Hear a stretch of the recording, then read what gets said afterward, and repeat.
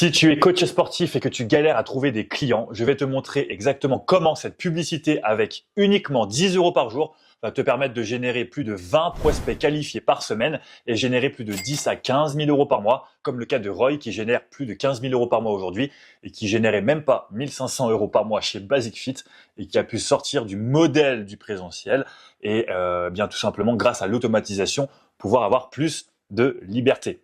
Ok, je vais te montrer dans cette vidéo pourquoi 90% des coachs sportifs échouent lorsqu'il s'agit de lancer des publicités en ligne.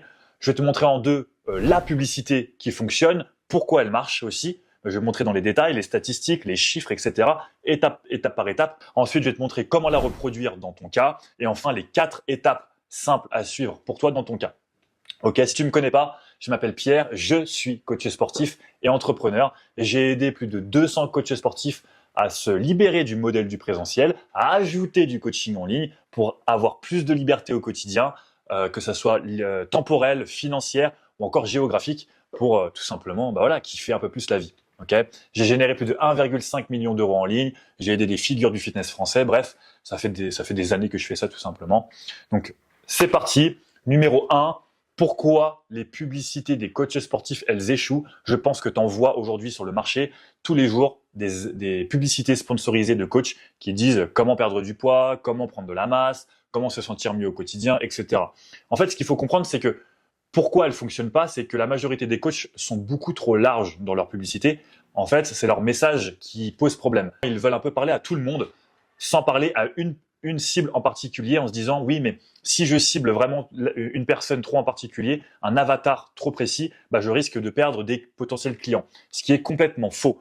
Je vais te donner un peu un chiffre. Est-ce que tu préfères cibler 1 million de personnes et que tu aies uniquement, on va dire, je sais pas moi, 5000 clients, 5000 clients et que le reste, ne voit pas tes publicités ou alors ignore tes publicités, ou tu préfères avoir 10 000 personnes qui voient tes publicités et que tu aies 5000 clients, donc 1 sur 2.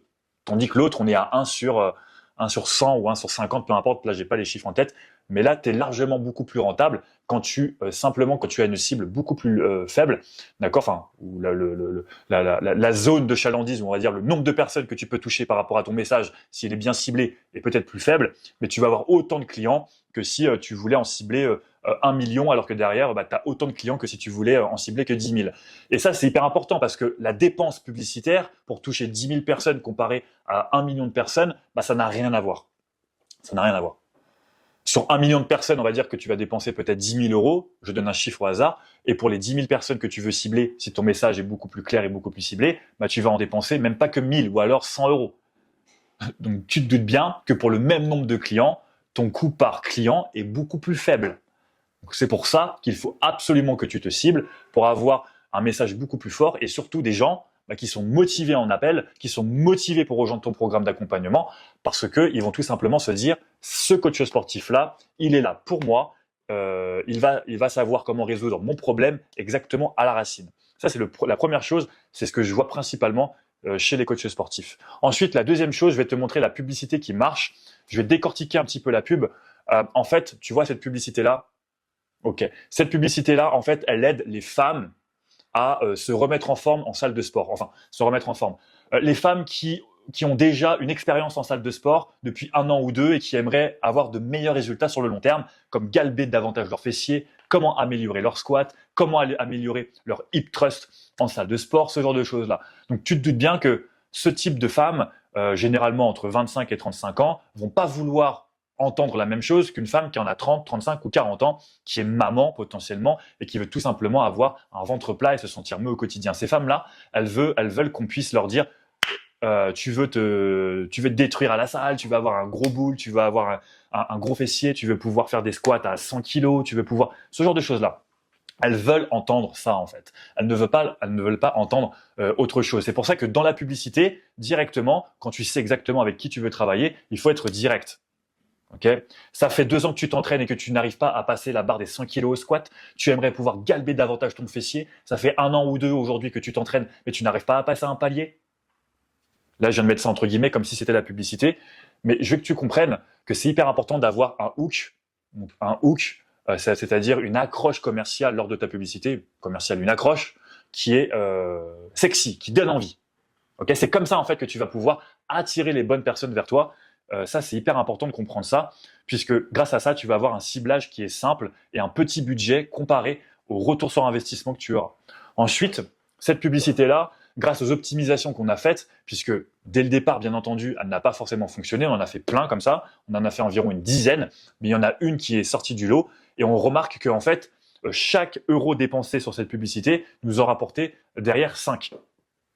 Ok, donc littéralement, avec 2000 euros de dépenses publicitaires, on avait 10 000 euros de chiffre d'affaires qui nous permettaient ensuite de pouvoir réinjecter derrière.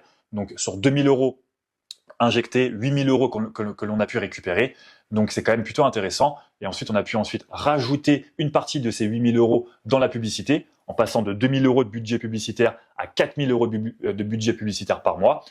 Donc c'est en fait c'est un effet de levier qui va te permettre et qui nous a permis en fait, mais pour toi aussi, de passer de 4000 euros de budget publicitaire à peu près 1, 2, 3, 4, 5, 24 000 euros de chiffre d'affaires.